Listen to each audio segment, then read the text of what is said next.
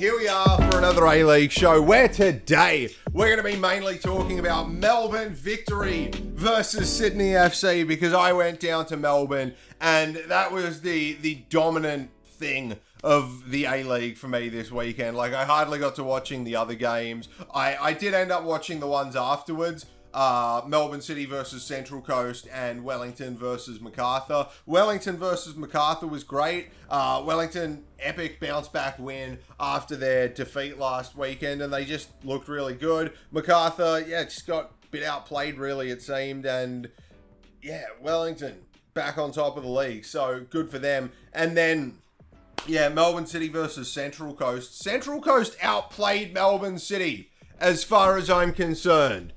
Like, they outplayed them, but City scored, equalised, and it ended in a 2-2 draw. And now Melbourne City are in the top 6 after getting knocked out of Asia. So, that's good for them. Then, what were the other games? I'll just quickly touch on them. There was a Perth Newcastle draw with scenes at the end because Newcastle scored a late equaliser. Then you had Wanderers beating Adelaide, which, good for Western Sydney, but I did not watch that. And then what else did you had Western United's late winner against Brisbane, and now Western United are even on points with Sydney FC, which is embarrassing as a Sydney fan, but we play them next weekend, so maybe we can amend that a bit. But we're going to mainly talk about Melbourne victory versus Sydney FC because, as I said, it dominated my weekend. I went down there. As far as I'm concerned, this trip mentally started weeks ago,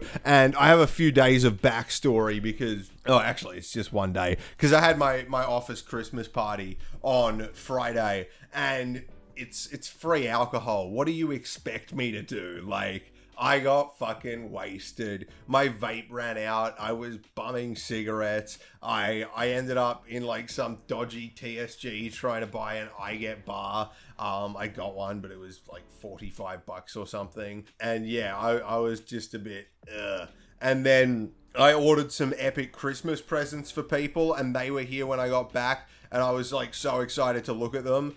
And that kept me occupied. So basically, I didn't get to bed till late, and I was pretty drunk. So the next morning, I was quite hungover. And I think I've been hungover for like all the away days I've been on ever.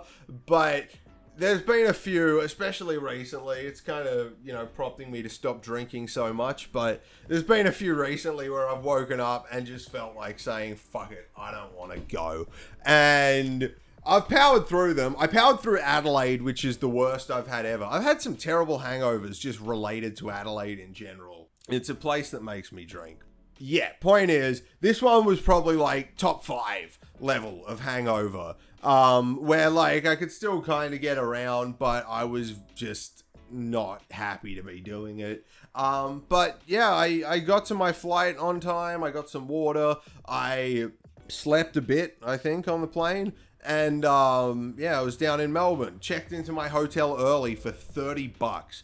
I don't know if that's good or bad, but I feel like it's worth it. Like, when I'm going on a single day trip to, especially for like an away day, I love to sleep before the game if I can. Like, if I can get into my hotel. Like, unless it's a big game even, I'll fucking sleep from like 2 p.m. check-in till like 4 or 5 p.m. just to have the extra hours of sleep. Like, I fucking love napping. So, checking in early was great because I could get all my napping done by 1 o'clock and get all my drinking done before the game. So, it was ideal. And I did just that. I got the right amount of alcohol. I got some banh mi's. I said it very white there, but the Vietnamese rolls, I got them from fucking that station in Melbourne. There's one near there, and I got 2 of them. I got a chicken one and a pork one, and they were both delicious. And then I went back to my hotel because I like doing that. When I'm in the CBD and there's nothing much going on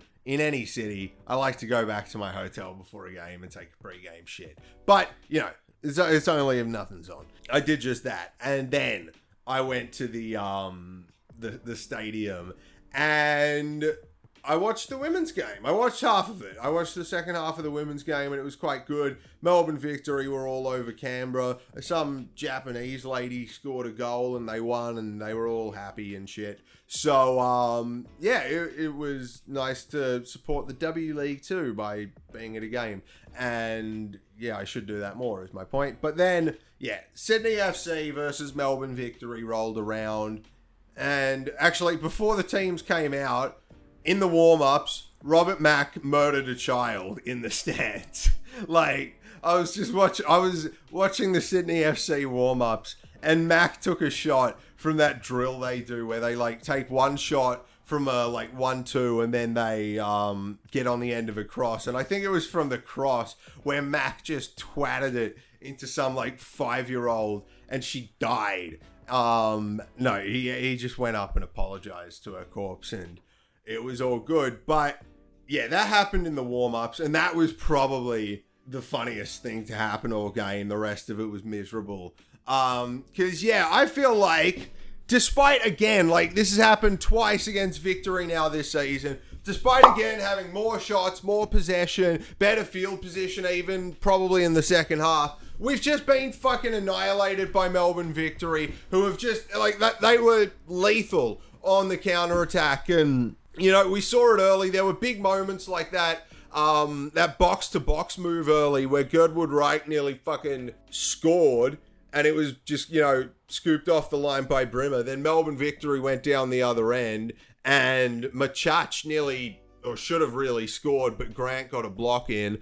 That was the kind of game it was, where we had, like, I mean, even when Girdwood Wright got the header, it was iffy if he was going to score. Like, you really didn't expect him to.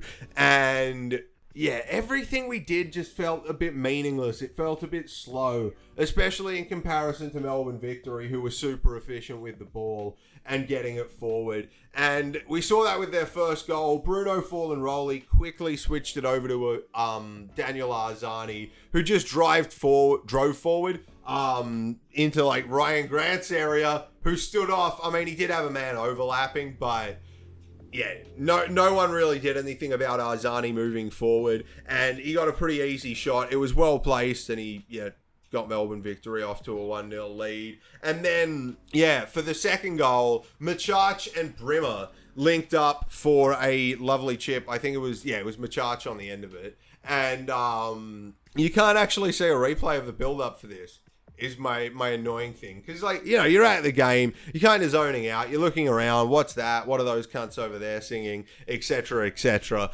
And, yeah, I zoned back in, basically where the highlights start from.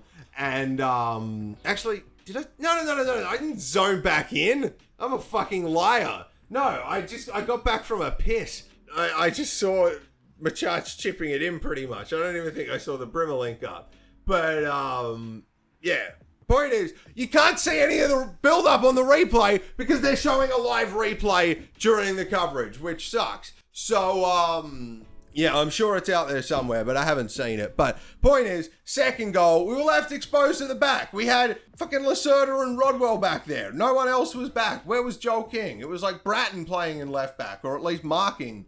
Or Joel King just wasn't in position. I don't know what happened, but we looked caught out, and it looked like Melbourne Victory moving the ball forward quickly to score.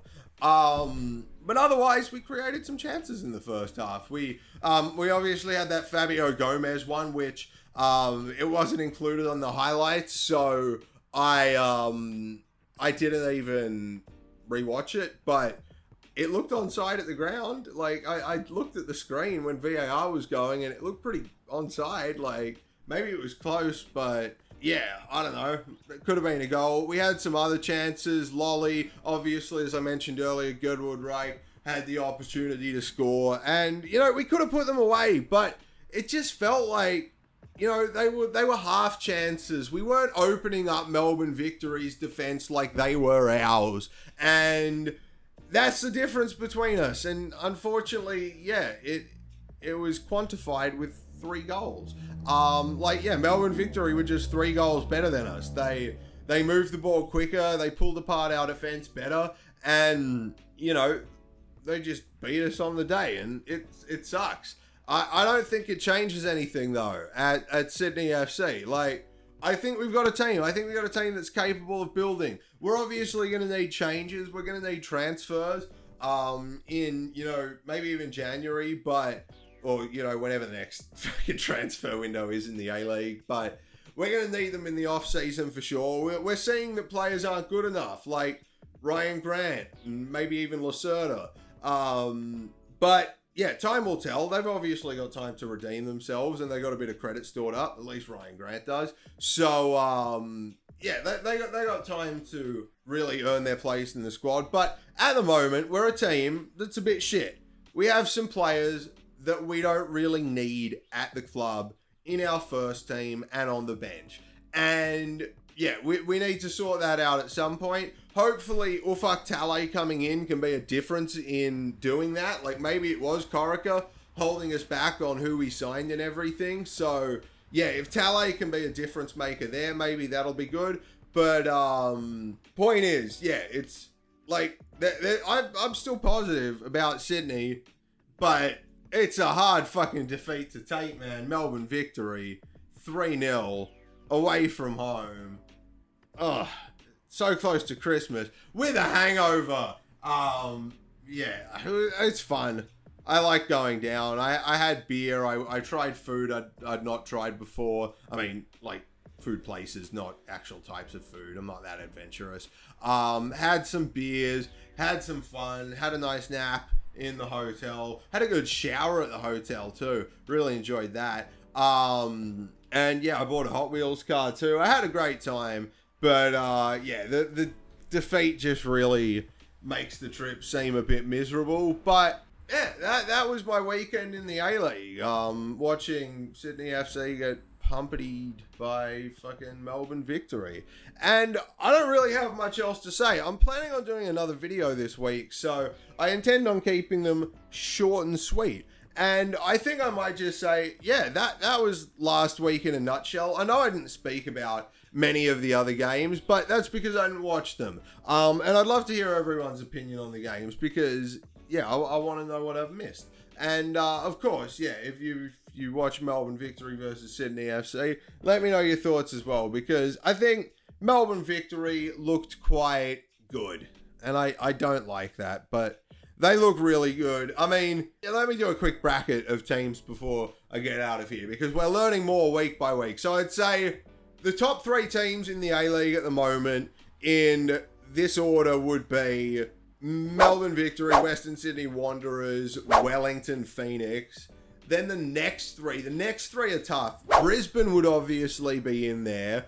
And then it's like a toss-up between like Adelaide, Melbourne City, and then you just go down. Like, I think we've only got 4 good teams this year at the moment. Like, 4 teams that are going to be kind of consistent. And we'll have to wait and see. Obviously, there's plenty of time for everyone to turn things around. But at the moment, yeah, I feel like Brisbane, Macarthur, Wellington, and Melbourne Victory, and Western Sydney, so Big 5, sorry, are clear of all of the other teams in the league at the moment. But yeah, let me know your thoughts on that statement. Could just be complete bullshit, but I think it's straight facts. Anyway, yeah, thanks for watching this. Hopefully I'll have another video for you this weekend, but otherwise I'm out of here. See ya. Bye-bye.